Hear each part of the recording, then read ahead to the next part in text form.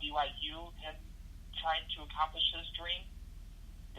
All these things. Minor league affiliates for baseball, Tim Tebow, him quitting football to pursue his baseball dreams.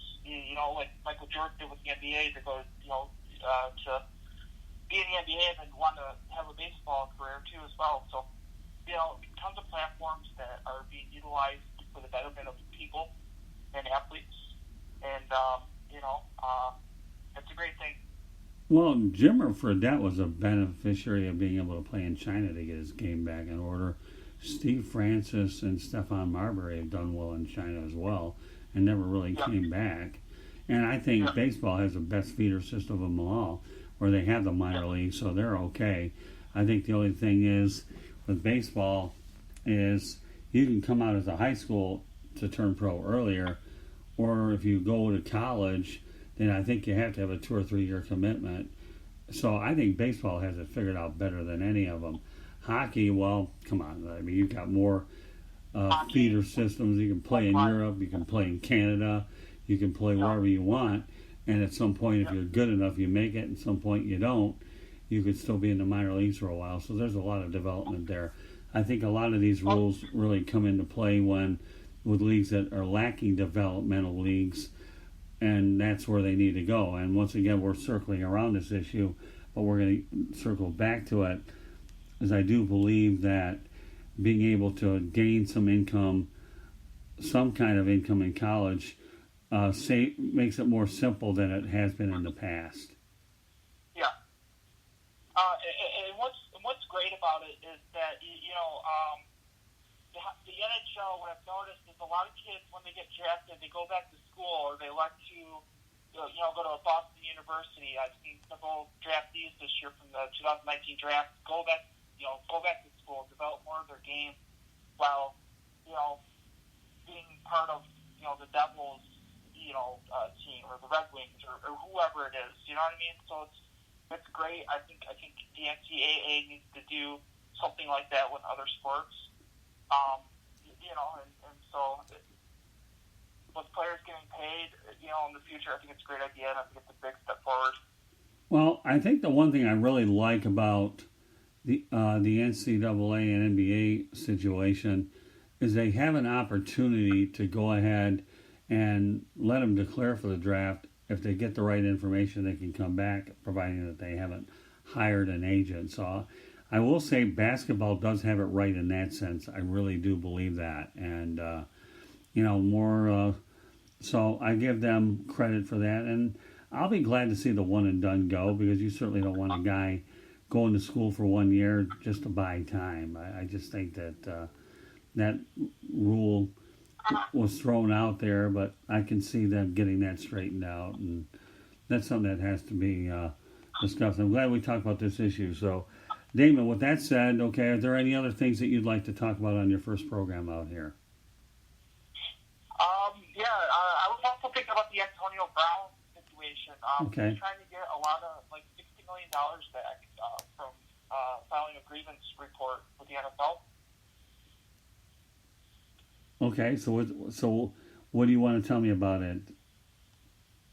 I was thinking about the angle about how that's kind of ludicrous, and I don't think that he should be able to retain that money. And I just wanted your opinion about it. Well, Antonio Brown isn't getting a dime. Number one. Yeah.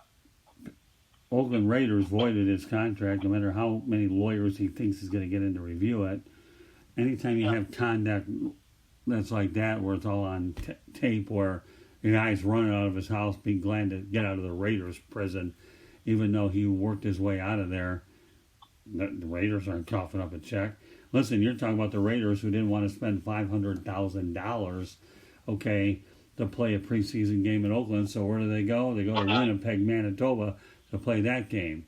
And they also are playing in London this year, I believe, over the weekend, and they're not going to have to pay $500,000 in rent there. So you're talking about $1 million in save rent, and they've already given him $1 million already, if that.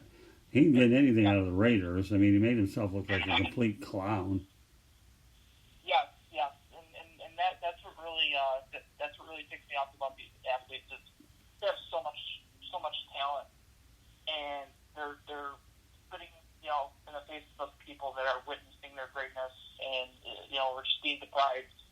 with Michael Jordan going in his heyday and doing something stupid like that. You know, when you're the greatest player of all time, like, you know, it's a waste of talent. Well, think about this too, Damon. The guy's not getting any money out of the crafts after he went out there and burned his bridge there in the worst way. He was told not to do anything stupid. They knew about his previous things, but then he sends his accuser text messages while he's with the team. What recourse does he have there? I don't know. They gave him a short leash. You know, he had a chance. He blew his chance. Right. You know, it's not cool. It's not. You know, you had tons of people believing in you to get better. You go and do this, and it's really messed up. Well, what's messed up is, number one, he burned his bridge out of Pittsburgh, which tolerated him the longest. How he screwed up the Raiders situation is anybody's guess. And we know that the situation with New England turned out to be quick work. Do you know what I mean? Yeah. So, what else can I tell you? I mean, the reality of the situation is that Antonio Brown is going to get blackballed in this league. He really is going to get blackballed in this league. And I just don't see a situation where he ever gets in. And I don't know. I think he's running out of places to go. So, any other things you want to add while we have an opportunity to close out the radio program? Not really. I think we covered it. You know, it's a really interesting day for sports, you know, with the California bill and with, you know, the MLB playoffs starting and the Antonio Brown situation. It's really been a drama-filled year. So, like every year. But sports, you know, it keeps getting interesting, and that's why it's growing so much. So you know, other than that, we talked about the American League really quickly, okay? But how do you size up the National League? The National League. You know, I'm really disappointed that the Cubs didn't make the playoffs this year. Besides the Tigers, I'm a huge Chicago fan. I go to games with my grandpa to Wrigley. It's one of my favorite things to do, and it's sad not to see them, you know, them and Nicholas Castellanos have success in the playoffs. As far as like who's going to win the Cy Young, I thought DeGrom was going to be there. Scherzer is deserving, I think, this year with how he's been pitching, and maybe Noah Syndergaard with all the trade rumors going on and how he's been able to handle all that drama. Okay. Yeah, I mean, and just so folks that are listening to us right now, an update here. That Max Scherzer has been replaced by Steven Strasburg. The Milwaukee Brewers currently lead the Washington Nationals by a score of 3-1. That's the top of the sixth inning score. So, do you find that to be surprising that the Brewers have had some good success despite the reigning MVP Christian Yelich being out of action? You know, you took the words right out of my mouth. You know, I thought that like this would be hard in that team for them to deal with that injury. Yelich is having a hell of a year, excuse my language, but it's true.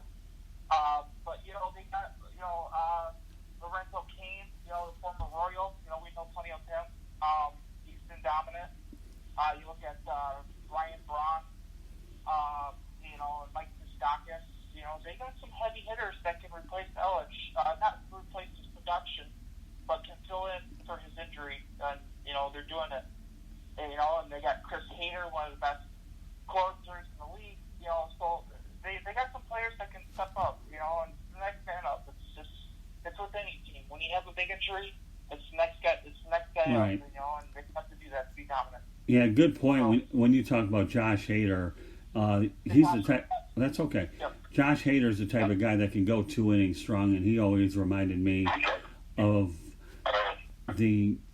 He's always reminded me of the old school closer like Rich Gossage, Raleigh Fingers, guys that can go multiple innings. And I think that, especially when you get to the postseason, Hader's actually been utilized well enough to be able to take a team later to shorten the bullpen, because, you know, when you get to these big games here, then you definitely have to go ahead and be prepared. But with that said, Damon, want to thank you very much for being on the Sports Exchange. We look forward to hopefully having you on Thursday night. So be prepared to go back to work on Thursday night. All right, Damon? All right, cool. I appreciate it, Scoop. It was great to have me on. It was awesome. All right, well, listen, we appreciate you being on the program, and we'll talk immediately after the broadcast so we can set things up. Okay, buddy? All right, cool. Sounds good, Scoop. I appreciate it. Yep. All right, thank you very much, Damon, for being on the Sports Exchange.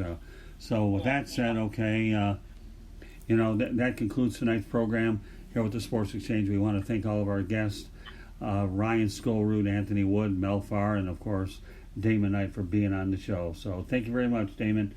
You have yourself a good night, okay? You too. All right, thank you. Yep. So we'll be broadcasting again on Thursday night at 8 o'clock Eastern Time. If there are any program changes, we'll certainly let you know about it. But right now it appears 8 o'clock Eastern Time is what we're set to do. So meanwhile, everybody, enjoy the Brewers game against the Nationals, and we look forward to coming back in about 22 hours from now. So everybody have a good evening, and we will be back on Thursday. Good night, everybody.